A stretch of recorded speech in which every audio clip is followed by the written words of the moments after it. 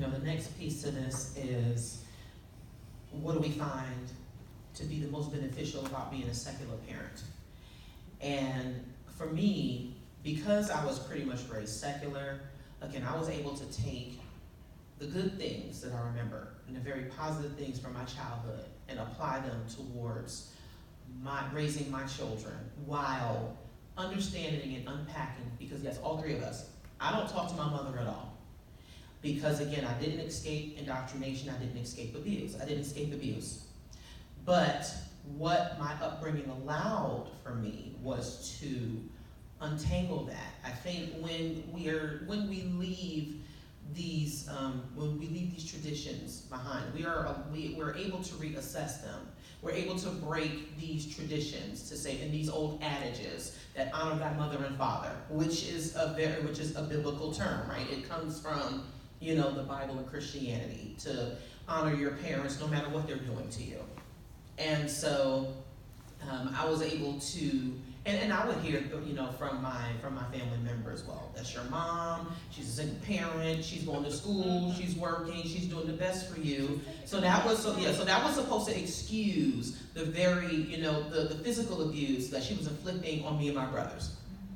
And so as an adult, and when I became a parent, I was able to make a clear, conscious decision that physical punishment was not going to be my first line with my children. It just was not, because it's abusive and it's damaging. And we know there are studies, there are statistics to confirm and back up that spanking and hitting your children causes long-term damage, which is something I still unpack, because it is hard for me to sleep at night because of my childhood, but the aspects of my childhood. However, one of the best parts of my childhood that I remember was my mother taking me and my brothers to see Crush Groove in Queens. How many of you are familiar with the movie Crush Groove?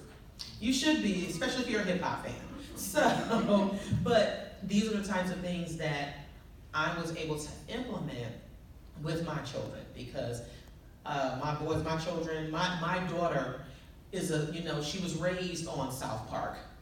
She is a South Park baby. And my kids know Rick and Morty. They know Family Guy. They know American Dad. And they also know some of the things that we grew up with, the Scooby-Doos and a lot of the other cartoons. So, but we're able to have good conversations around them. They know that other people curse. They know that there are things that we don't hide from them, but that we are able to have good discussions about as to what they can or what they should and shouldn't say in different places, and so instead of just dismissing it as being all bad and that they shouldn't do it, that everything is a variable and that there are some things that they can and cannot do, or they should and should not do, and that there's something that they can understand. And that as a parent, I shouldn't always be upset about some of the things that they may say and do, because it is okay, because just as we were kids and we explored, so will they. And I think it has also allowed me to understand that, yes, just as we went through that process, so do they. And as adults, we never stop learning. And as a matter of fact, there's so much more information now that as adults we can learn. And that there are some things that we do learn from our children as well. 100%.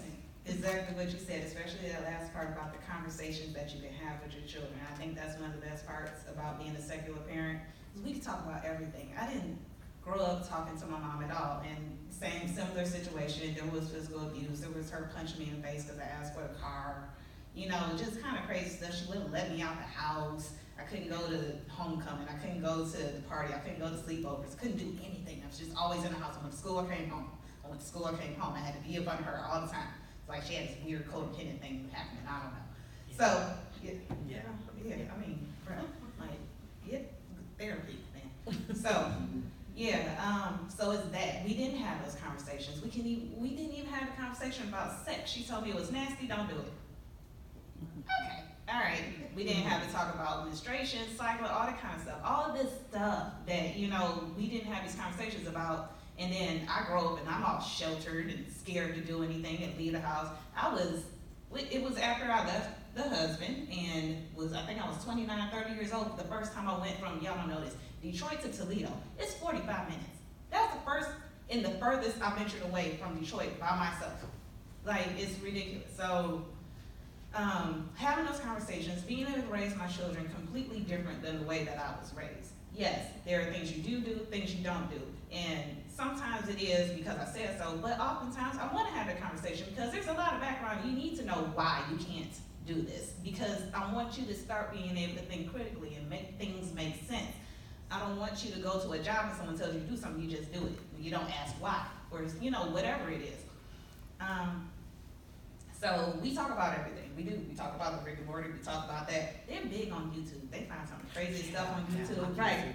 Yeah, and then we have conversations about the YouTube videos. They can ask me anything. They can come to me about anything because I won't be mad at them. And I think that that's very important. One of the coolest things about being a secular parent. So, long story a little bit shorter. While I was married twice, and the second time I had a lot of guilt and shame about being married twice. So I tried really hard that time to be the best wife and Christian and everything, and that was the abusive marriage. So I tell the story. I left my abusive husband and abusive church on the same day, literally. The pastor told me if I walked out, she had invited him to minister to me after I kicked him out for escalating the abuse towards my son. And I saw him walking in the door, and she said, it's like, I gotta go, I'm going to my mom's of all places, because I felt safer with my mother than this man, which should tell you a lot. And the pastor said to me, if you leave out of here now and then, you might as well just not ever come back. And I'm like, okay. So, that started my deconversion. And the thing, to kind of like meld those two ideas together, what that did with my children was my oldest is trans. And as this is 2011, he was like 10, 11 years old, and we were still forcing him to put on dresses every Sunday and go to church, and he hated them from day one. When you have a trans child, I truly believe that you know it in your heart before they ever come out. This child was at 2 years old, trying to, So I was not surprised, but had I stayed in religion, because the first thing once I went through deconversion, I took my children with me. I would read something, I would talk to them about it. I would, learn something new, I would share it with them. And, the baby was 3 at the time. She doesn't remember ever going to church. She just remembers my mom taking her once she found out I was atheist, because all of a sudden then she wanted to be a part of their lives, to take them to church on Sunday. And so my baby just remembers donuts and my mom's church. But my oldest, he said to me, finally. And I was like, what do you mean finally? I did not believe that stuff. I knew that stuff wasn't real because of who I am.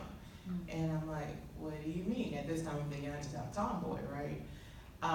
But he came out when he was 16, and he would not have been able to come out to me with all the love and support that I could give him had we still been in the church. And that is one of the biggest things. I'll be honest with you guys, I don't know anything about parenting. I'm doing the best I can. I am not an expert. I'm on this panel because I got 3 of them. No, right? So take it or leave it. But one of the, I know that just as Ben said on this panel, one of the biggest benefits of being a secular parent is that you can talk to your children. You can be open with them. They can be open with you. I know all my kids' friends' issues because, I'm the cool parent. Didn't set out to be the cool parent at all. Don't really want to know all their friends' issues because I got 3 of them.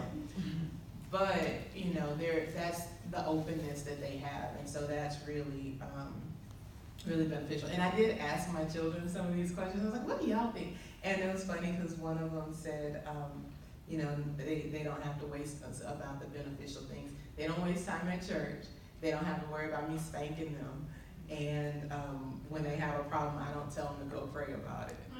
Wait, and they don't have to pray to eat. Like, you can just go straight to eating, you don't have to pray on the food. Right, just go. Get to the food fast.